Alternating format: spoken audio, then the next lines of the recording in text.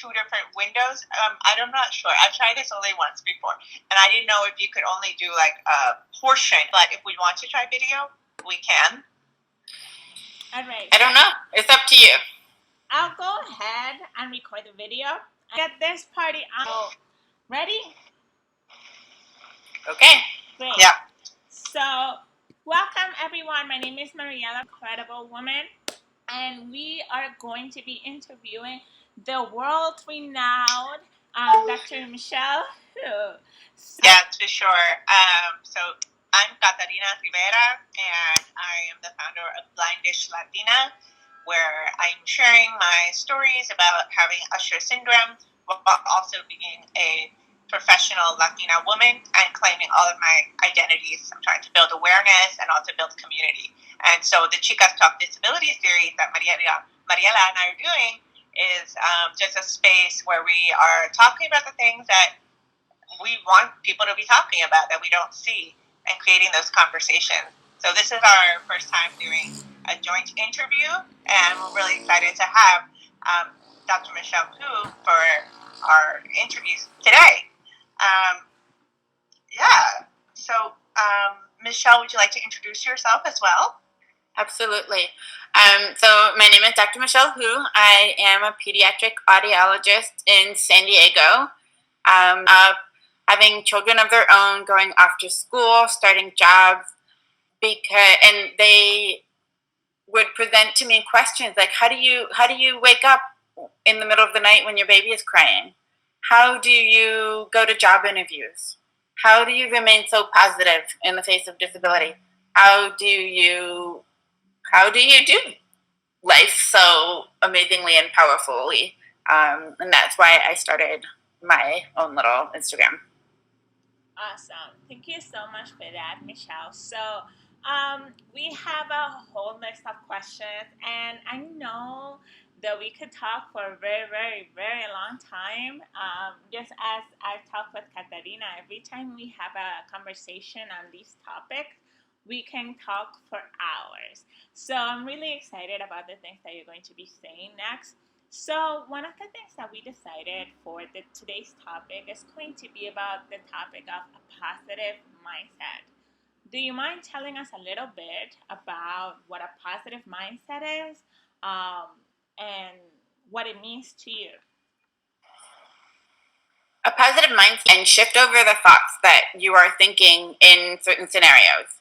It's very easy and almost a learned habit for us to think negatively about things that may be happening to us, or perceive that things are happening to us, versus if like, for example, if you believe you're a victim and you continue to do so, your energy, everything that comes out of you is going to be stemming or rooting from anger, fear, survival.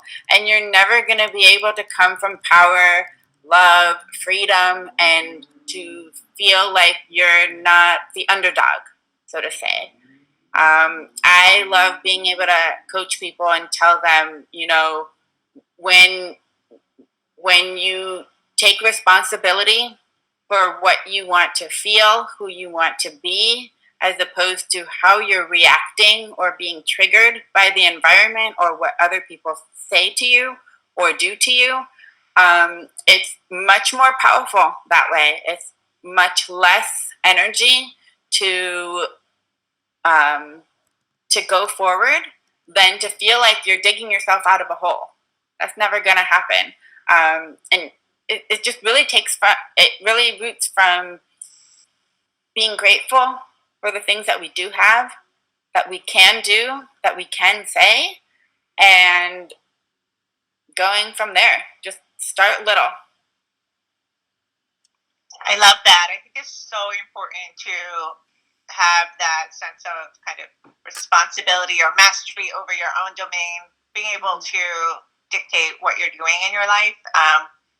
One of the things that this is also timely for is for the situation that we're in quarantine, where it's the mental game needs to be strong in order to kind of just be well during this time. Before we jump in more into all of your thoughts on positive mindset, we would love to hear about your hearing journey a little bit. Because it kind of provides some context and how did disability pop up in your life, and what have been the different kind of major events with your hearing journey. Okay, I'll try to be clear with this because I did tell this to Marie, and it was a little bit confusing. So I was born in a small town in Ohio, and back in 1983, they did not do newborn hearing screenings yet.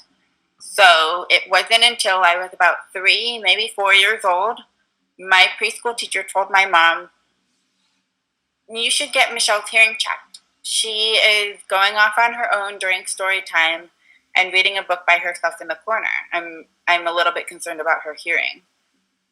So we went to the doctor, and sure enough, I had a mild hearing loss.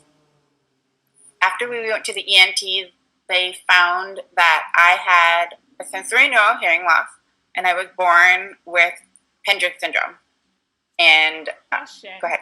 What is sensory neural hearing loss? Sensory neural hearing loss is one that affects the nerves. They're in your ear. There's no middle ear fluid. It's not due to ear infections or anything structural going on with the bones.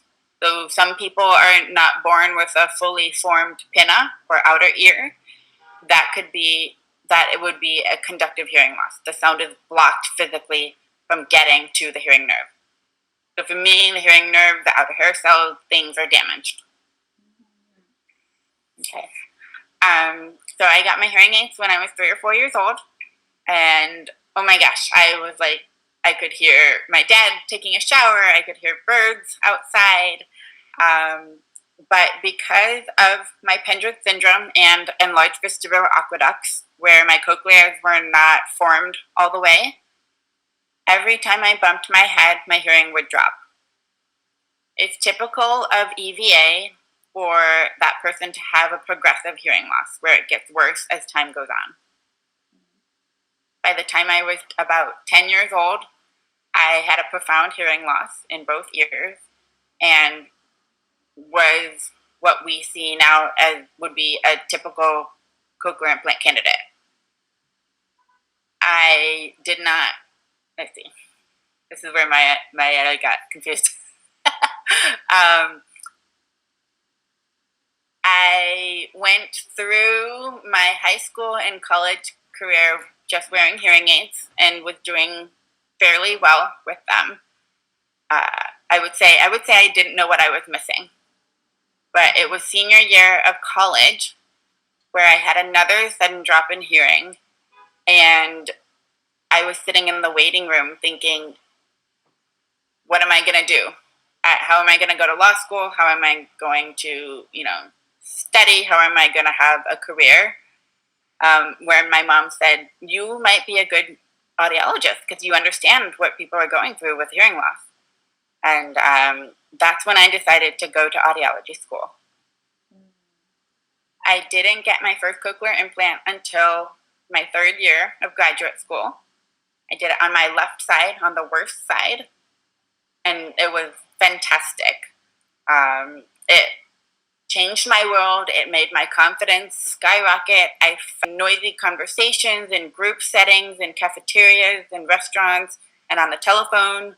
I was never able to have a conversation. I talked with Katarina about this before, but do you feel that in any way the fact that your parents didn't treat you any different maybe was really good, but it also prevented you from getting the resources that you may have needed as a person with a hearing disability?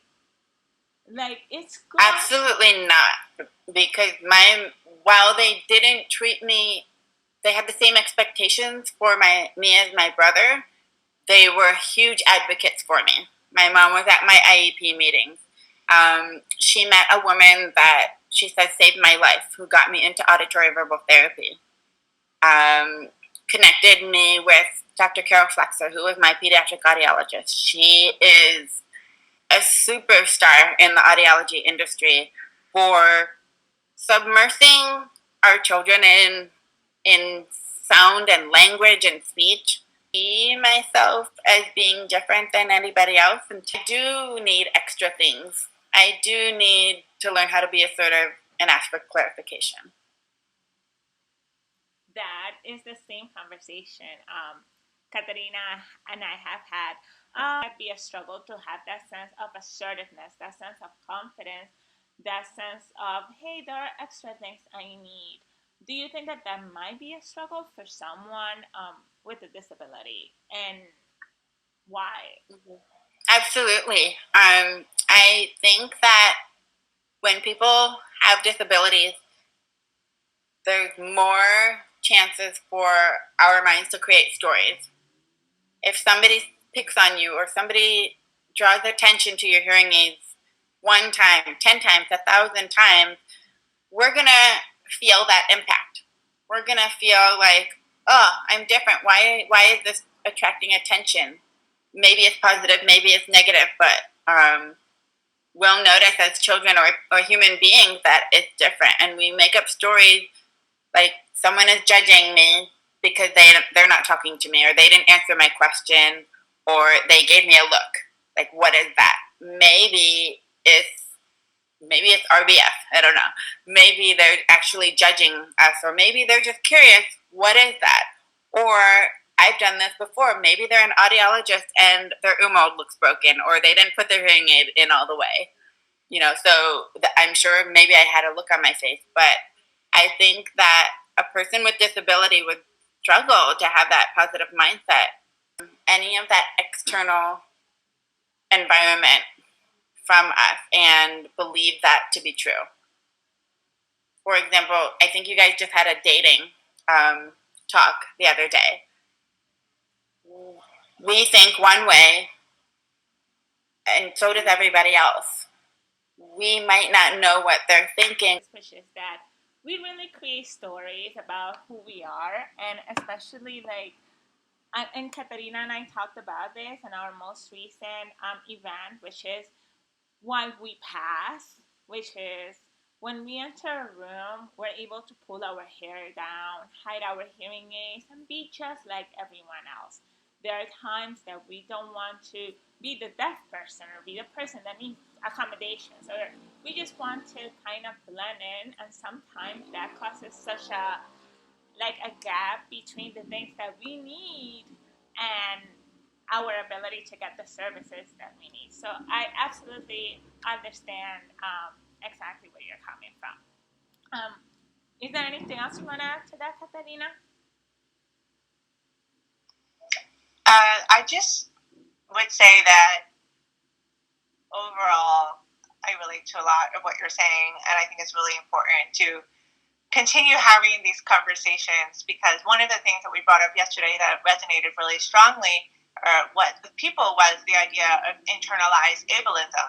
And when we don't see positive images of people who remind us of ourselves, who are disabled and who represent diversity as well in disability, we can kind of feel like, oh, we're not valued, we're different, we're not worthy of the same type of glorification of these other images.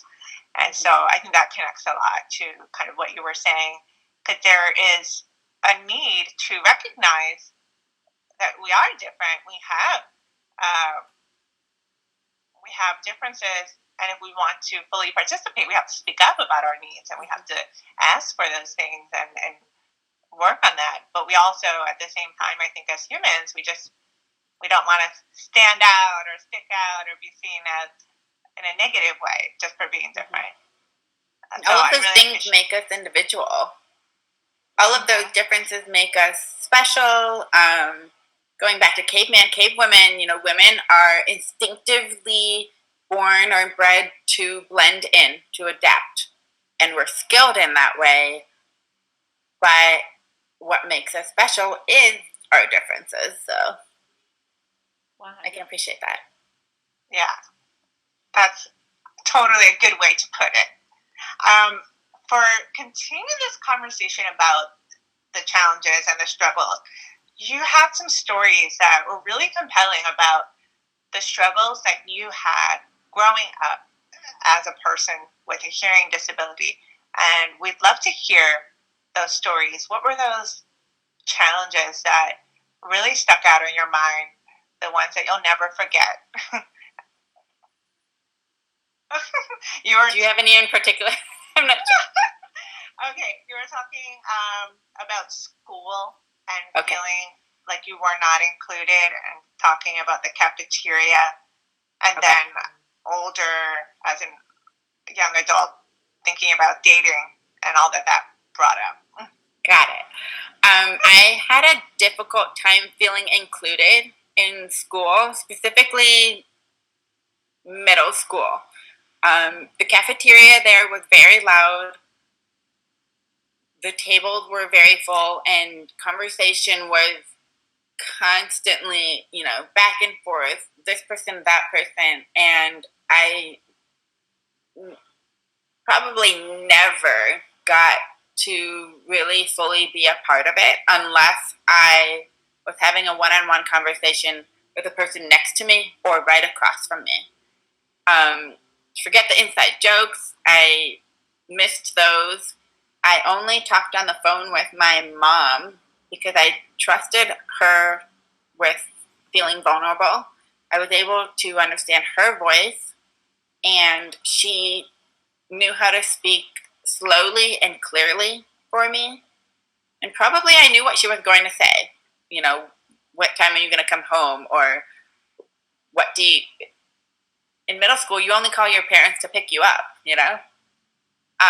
So school was very hard for me in my teenage years.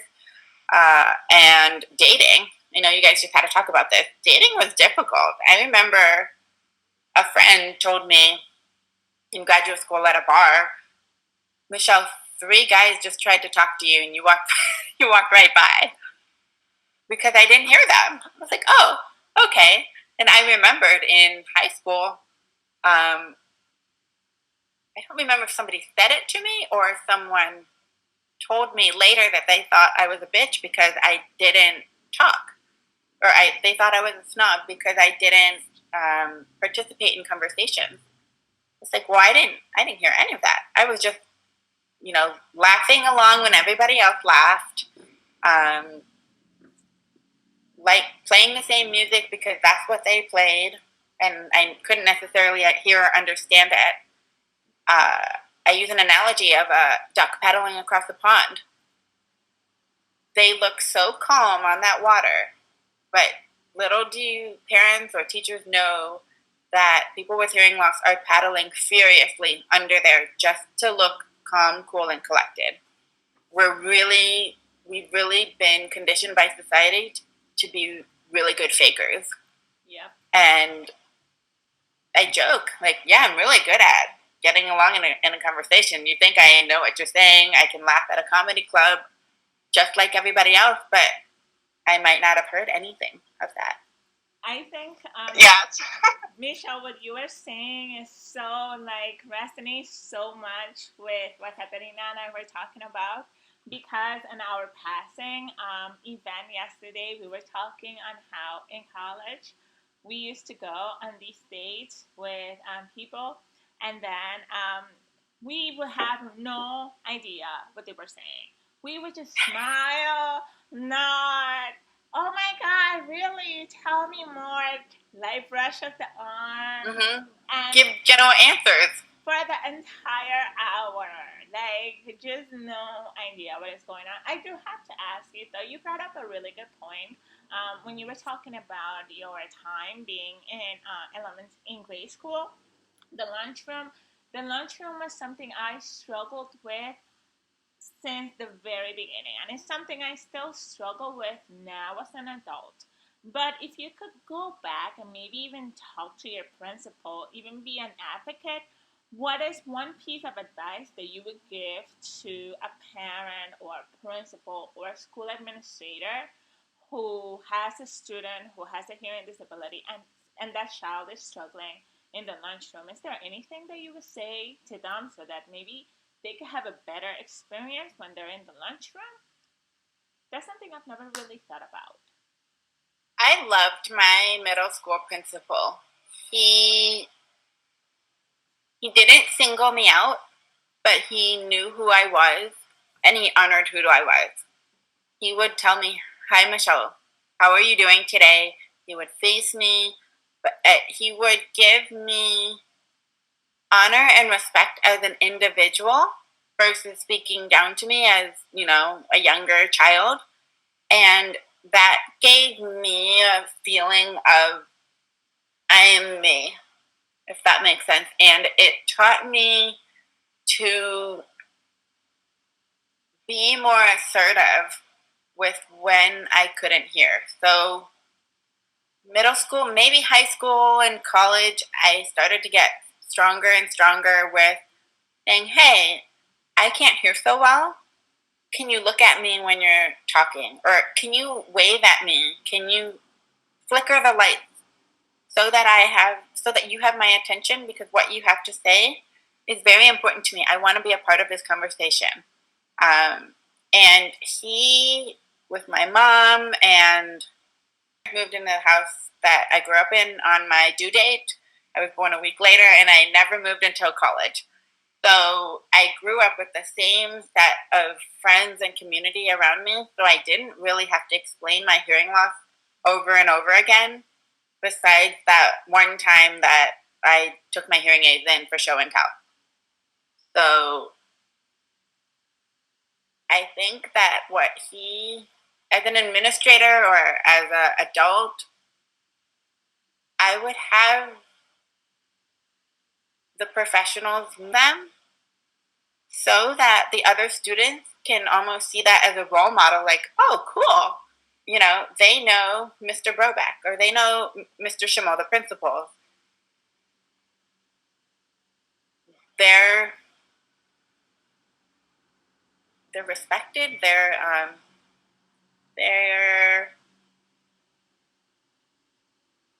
not sure what I'm.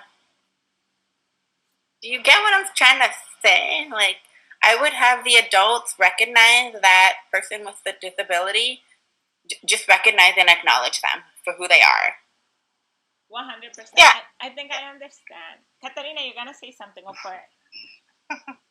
Sorry. No, I was just going to respond to what you were saying, Michelle, that I think that sounds great. It sounds like what you're saying is just like have the adults model that respect and that acknowledgement, and taking an interest in the child in a way that's authentic, so that other people are maybe the kids see, "Oh, I can just approach Michelle." Or Yes, approach yeah. Yeah. So then the other peers can see that, oh, they talk to her like a normal person too. Yeah. What about with dating? Because there are different schools of thought, or even you yourself might change how you approach.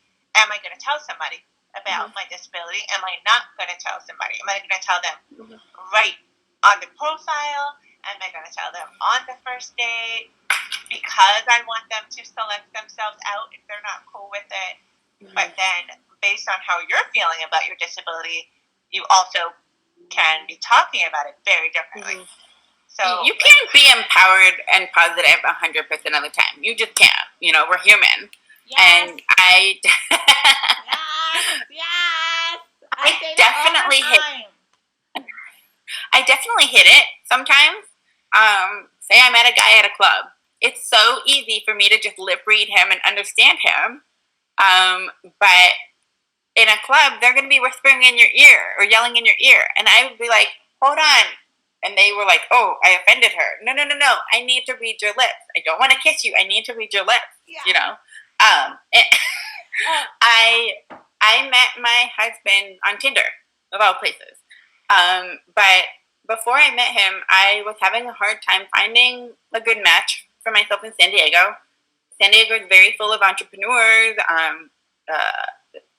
people that are very career driven, and Ohio, where I grew up, is very family oriented.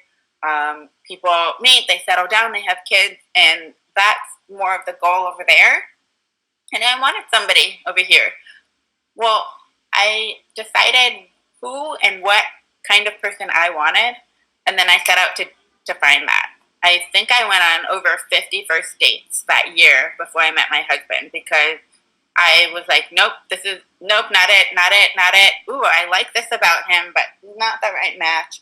And you meet all of that criteria on this paper, but there's no spark.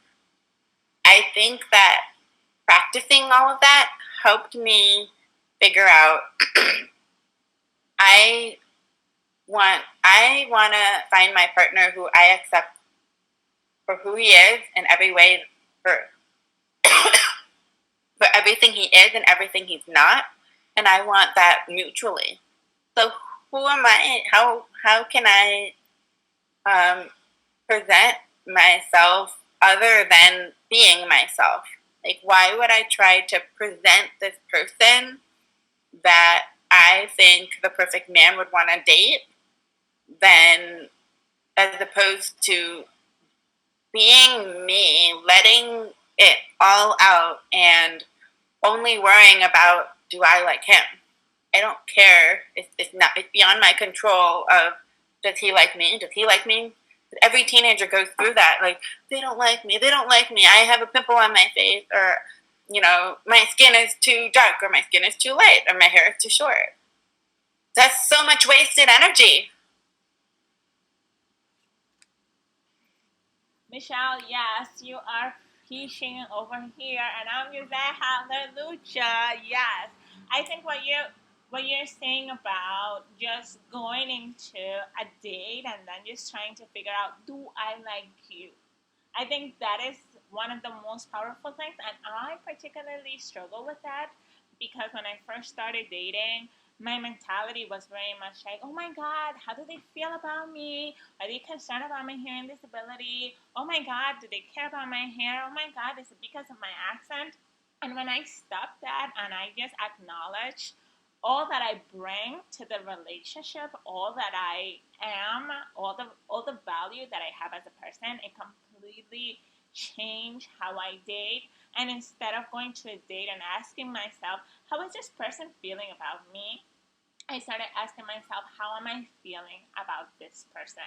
And I have to ask you, how did you go about disclosing to your husband, who you met on Tinder, that you had a hearing disability? How did that happen? How do you tell him? Do you tell him on the first date? How did he react? I think I told you about one man I met. He said I should have written a disclaimer on my online profile that I have hearing loss. And his point was, I'm also looking for my life partner who I might want to have children with. So I should know, like, what's in your genes, or, and he actually told me, he's like, I would let you know that I have a liver syndrome, something with his whatever. So for my husband, I spoke to him or messaged with him briefly, decided to meet him the next day. Okay, cool. He doesn't think of me any differently. The thought never crossed his mind regarding children until I was wondering or curious how it would affect our children. So he is very non-judgmental. He knows that every individual has things about them that make them an individual, and so I told him on our first date, and I think that during that year when I was going on a lot of first dates, I told them flat out, FYI, this is what it is. And it typically comes up in conversation when I miss something. If they turn their head and I miss a word or something, and I say, hey, just so you know, I'm hard of hearing. I didn't hear what you said. Could you look at me when you start to talk, or could you say my name, get my attention before you ask the question? Typically on a first date, though, you're facing each other the whole time, you're talking more. But I use this in almost all social settings. I set the foundation so that we both can win. That was a dinner date too. I didn't even want to finish that one. Yeah. That's amazing that your husband just reacted like, okay, this is no big deal. It's just another thing that he was learning about you. Yeah. What was I going to say? Positive mindset and owning yourself as a whole person. And just, I was going to say, when you spoke and you said that sentence that you would tell your dates, like, I'm hard of hearing, can you look at me when you speak? I presented a very similar version of that in our Chicas Talk Disability, because what I found is that in terms of disclosing your disability, there are situations where it sounds like a really powerful moment for you where you kind of became aware of. It wasn't, my disability doesn't define me. It was, we do a lot with, or our mind is so much more powerful than we think. Yeah. That's amazing. That's amazing that you had that moment and you kind of shifted your perspective on what you were going to create for yourself as your future identity. We have just loved this interview. I'm so excited. We're going to have one more question, the last question.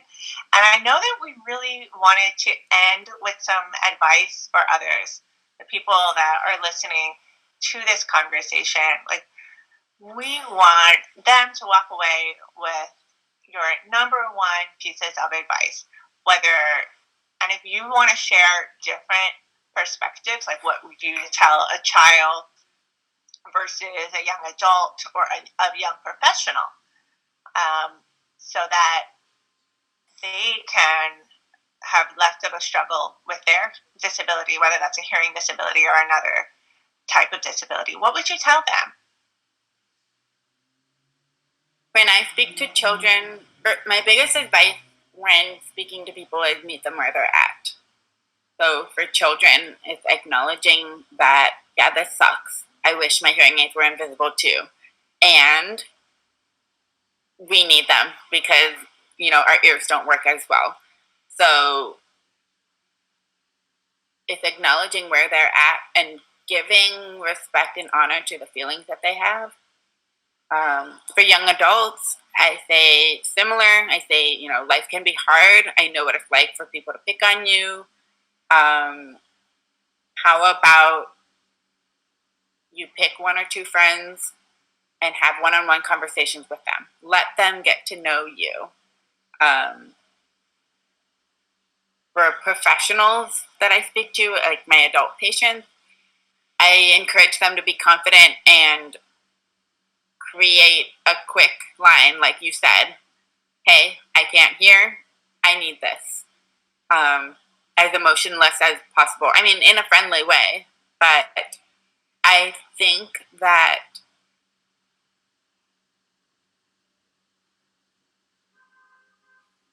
the most moving or powerful words from me is have grace. Honor yourself and have grace.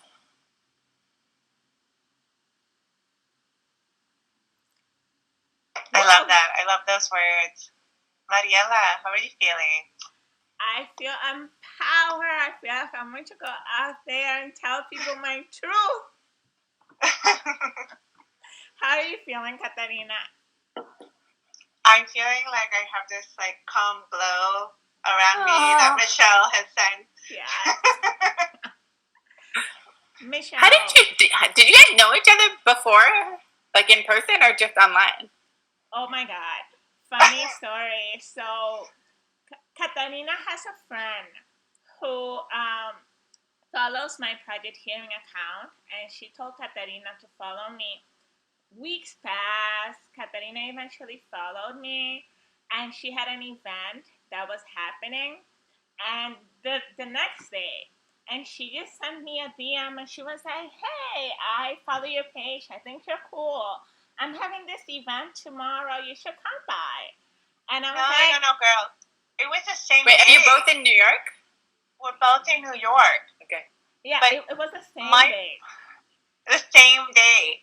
Mariela, I didn't know that she was in New York because she was like doing posts that were not really events. Like I didn't know where she was. Okay. And then she started to do events, and I realized, oh wait, this is New York, and this I didn't know. So when I think I don't know if I saw you or I wanted to collaborate with you because I was pushing myself to do something related to. I hadn't even started Blindish Latina yet, so I think I wrote to you like, hey, I want to like connect. I just want to talk and see what you're doing and talk to you. And by the way, I'm having this event. I see like some of your travel posts. It was a travel lovers happy hour in Midtown, and she was like, "Oh yeah, I'll be there." It was just in a few hours, and she showed up. Oh, Well, my brother lives in New York. Yeah.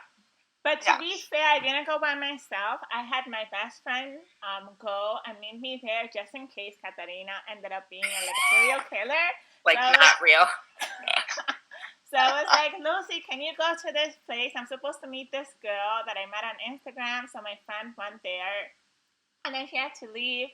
And then Katarina and I just took the train, and I was like, "Oh, hey, what train are you taking?" And she's like, "Oh, I'm taking the A train." And then we ended up getting off at the same stop. And come to find out, she lives literally across the street from my house. Across the street from my house. Across the street, like no. That's joke. really cool. So you had probably seen each other before. I don't know. Maybe. I had never. I've been living in this building like more than almost 5 years, I would say. And It's so funny. Yeah. it was crazy. Cool. And then that was right before quarantine, like right before. So we didn't even get to this hang out. is new. Okay. Yes. We didn't even get to hang out in person. We ran into each other one time, and that was it. And then we've been collaborating, but virtually. That's awesome. Yourself, taking ownership of your disability. I'm going to get started on transcribing this interview for us ASAP. And it has been amazing to talk to you. I will run a final run with you so that you can preview it before I publish it. Katarina, anything you want to add? No, I think that it will. Since this is our first time doing this, if Michelle, do you have any ideas for what you'd like on them? Oh no, this is not what you had yesterday, right? No. Oh, this is different. This is what we do with Chicas with Disability. It's a live. Discussion. It's like an event to listen to. Okay. Right. People come in, but we are audio recording it, and we're going to be putting out like clips and recordings up so people can also kind of listen in. Okay. But this is our first like interview in that format. But, yeah.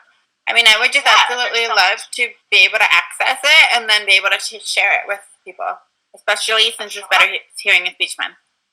Absolutely. Of course. Okay. Michelle, thank you so much. And Katarina, thank you. Also, thank you. You guys are amazing. And I had so much fun talking to you both. Yes, me too. Bye-bye. Bye. Wait, Katarina.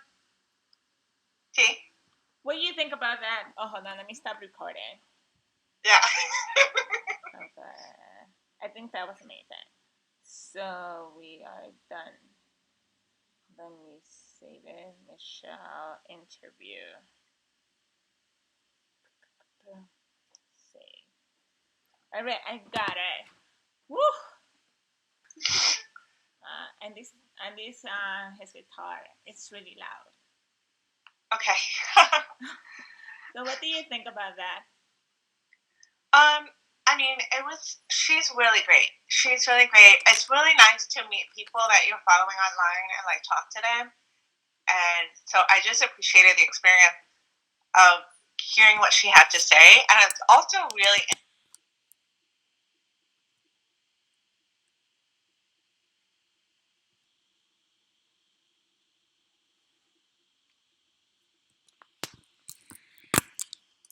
or kind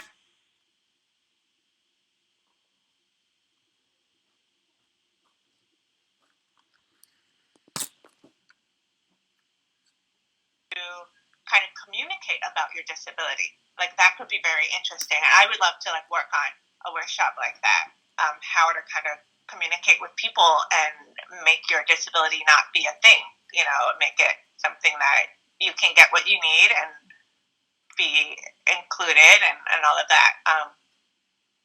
That is a great point because I think for me it's taken a lot of practice to feel confident with telling someone, like, you know, when you're talking to like a service rep over the phone, one of the first things I always say is, hi, before we get started, I just want to let you know that I have a hearing disability and I may need you to speak a little bit slower. Like, just that makes a world of a difference when I'm talking to someone over the phone. Yeah. But like you're saying, is how do we train someone to be able to say these things? How do we kind of like create a toolkit or a script? Because this seems to be a common thread within our experiences. It's kind of like, how do we let people know that we have hearing disabilities? Yeah, no, 100%. I think there's something there. There's something to keep talking about, and anything that we create, like I don't know, toolkit or document or whatever. I think it's really awesome to test it with a workshop, even if that's not what it's going to be always, because then you get immediate feedback of like, hey, was this helpful? Is this like, what else do you want to see? You know, and then put out a publication. So anyway, I don't know. I'm fired up creatively on that. There's a few people that I've been talking to that I want to talk to you about, because I think that these interviews are so awesome. Like just talking to Michelle, but I think that there's like, I'm debating whether we should actually have Chicas Talk be a platform where we talk, but it's also a platform where we invite other people to talk with us. Yeah, and I think that connects to this conversation, and a question about where do we want Chicas Talk to go? Because now that we've started it, and we see that there's a need for it. You know, yeah, there's a need for it. We're getting traction. We're building a list, and like we're building, you know, consistency, and that's awesome. But here's a few different things that I've been thinking about for Chicas Talk. Definitely a podcast, like an actual recorded podcast that comes out, and the thing about that is that it would be edited together. It's usually recorded differently than what we're doing with the live kind of discussions. I love the feedback of the live discussions and how people are engaging in conversations right away with us and feel so heard. So I don't know if I'm not sure if I want to do both or what have you, but I do think that putting out a podcast would be a really great idea for us, based on what we're already seeing. And that could be interviews with other people. It could be very similar to the Chicas Talk. We could change the Chicas Talk to be like, I don't know. Like, you know what I'm envisioning for Chicas Talk Disability? I'm envisioning it to be something like a consulting group where we can actually do workshops. Like, if I'm thinking big, I imagine Chicas Talk Disability to be a space where we can go out to organizations and talk to them about how they should be doing disability. Wow, we also create a space for people with disabilities, with hearing disabilities, or with disabilities in general, to come to us to figure out how they can be successful, not successful in the sense of make money, but just accept themselves for who they are. How do we create a space where people with disabilities can feel confident in who they are, where they can develop the tools that they need, the skills that they need to be able to move around in the world with ease. I really think that this is going to lead to a set of consultancy where we can talk to parents, where we do one-on-ones with individuals, where we talk with organizations. And I think that everything that we're doing is kind of like leading up to that. Yeah, I mean, I love that, and I have some ideas on that too. One thing I just want to say about collaborating is like it's just like dating. You know, you're getting to know me, I'm getting to know you. We're learning a lot about each other, and if we continue to collaborate and we want to do bigger and bigger things together, then it becomes like a committed relationship. And I wanted to make sure that we are just really clear about what we both want to do, because I really, really like you, and I really like working with you, and I don't want us to get fucked up in any way.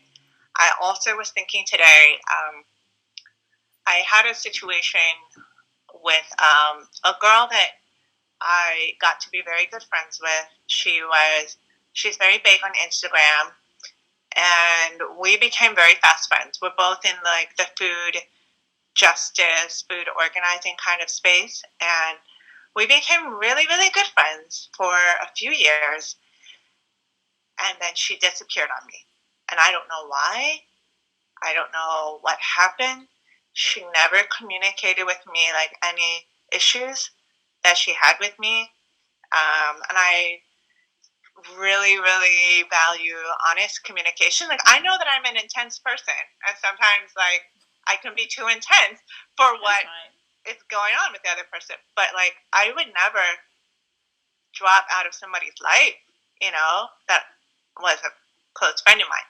So I was thinking about that today, and I felt like I was getting in that kind of fear that, oh my gosh, I'm getting close to Mariela. You're not going to have that problem with me, because if anybody can tell you, it's Andy. But whenever there's a problem, even a minor problem or a minor concern for me, you will hear from me. I am not good with keeping things up, and I am definitely not a fan of ghosting people either. So if there's a problem with you, or if I have an issue with you, or if there's something that I feel, you will know, and I hope you also do the same. So if there's something that is of concern to you, just bring it up. We're both adults. We're both trying to do something really, really awesome here. So yeah, I don't have that concern. Like the only concern I have right now regarding this project is that it's really managing work with this project. Like that is my biggest issue. Like yesterday was just a lot. Today was a lot. So I personally need somebody like you who is intense, because it's kind of like I have all this energy and all these ideas, and I need somebody to kind of like channel that and help it focus so that I can get to where I want to go. Does that make sense? Yeah. So yeah, I think this energy works for me. I don't have any complaints, but if I do, you will know. And I hope the same for you. Yeah, I will communicate. I think it's just so important, and I always want people to know, and figure it out, even if it's a hard conversation. Like, it's better to work on it than just have it around.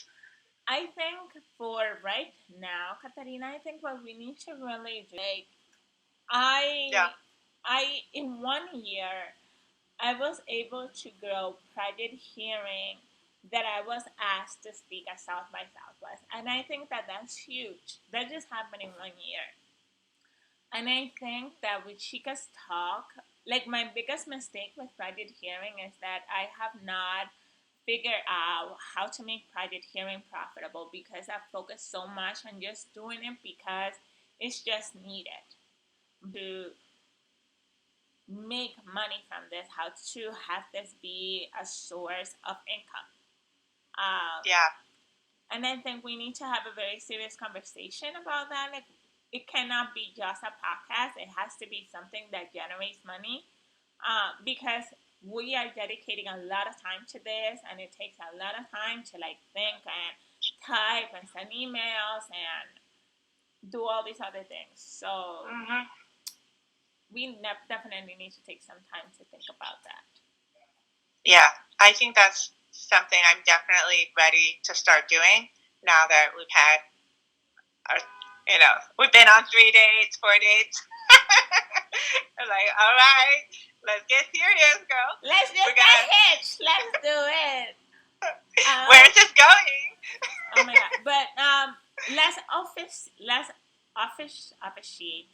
appreciate this. Like, I want us to create like some sort of contract, like cross our T's, dot our I's, like make sure that we're both on the same page. Yeah. There is something that I'm going to send to you. It's called a Lean Business Canvas. Have you heard of it?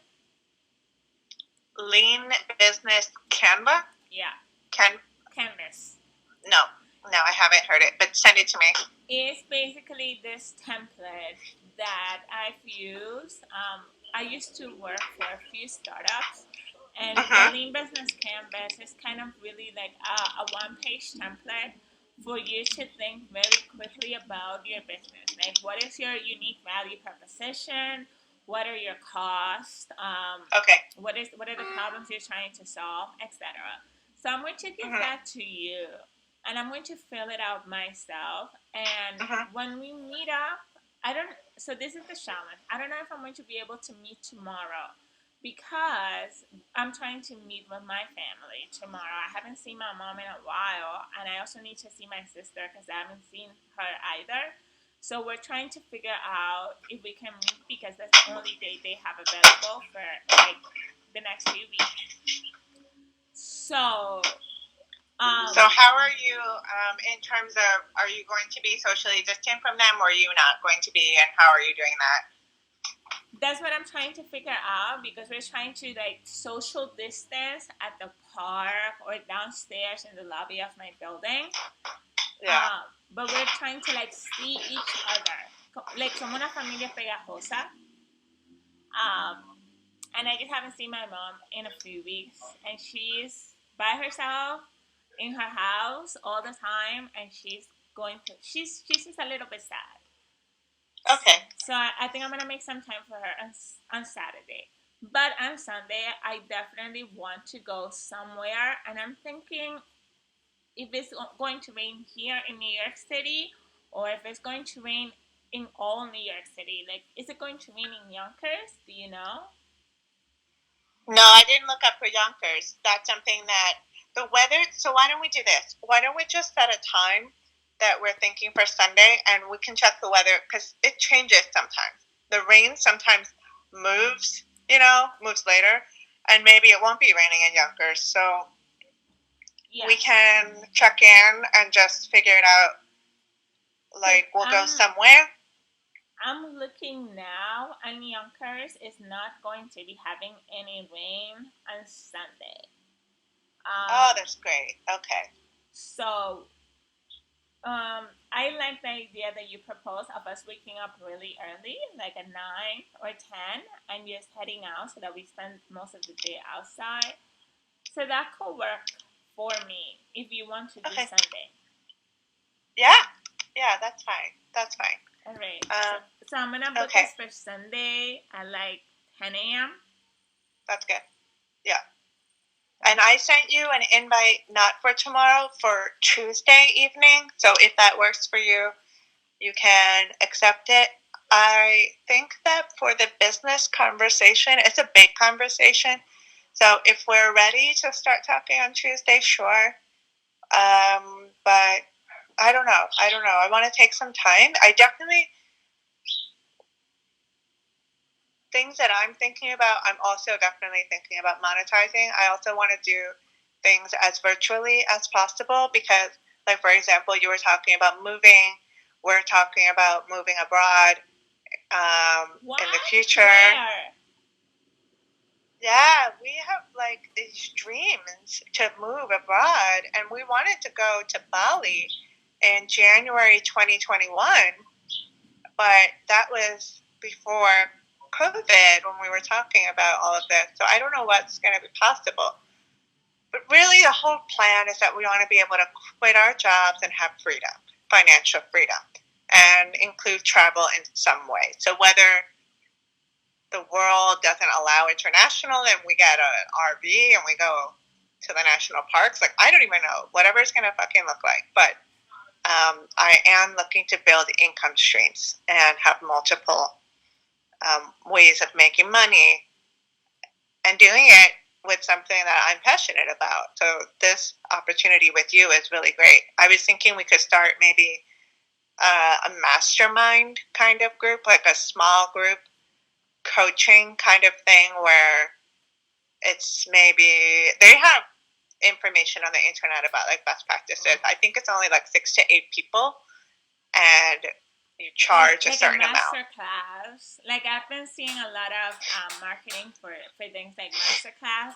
Like I think if there's one topic that I think we could immediately monetize is really dating as a person with a disability, just because um, of the nature of being a person with a disability, especially in the human disability space. You talked about like guys being really creepy sometimes. And I think that this is a community that could really benefit from learning how to date, how to disclose their disability, how to approach people, how to message people. Um, Let me send you the Lean Business Canvas. You can take a look at it. You can take some time to really think and process what it is you want to do. And then when we talk on Tuesday, we both have clear ideas of what it is that we want to do. And then on Tuesday, we can kind of just like knock it down and decide. Okay. That sounds better. Like, that sounds good. Yeah, that sounds good. All right, great. So that'll be for Tuesday. Let's not talk about that until Tuesday. For right now, should we call it a podcast? Should we call it a discussion? What? The thing we did with the one we did on Wednesday on the passing. Should we call it a podcast, a discussion, a workshop? I think it's like a discussion. It's not really a podcast because it's not set up with like the intros of a podcast and like, so it's not that. It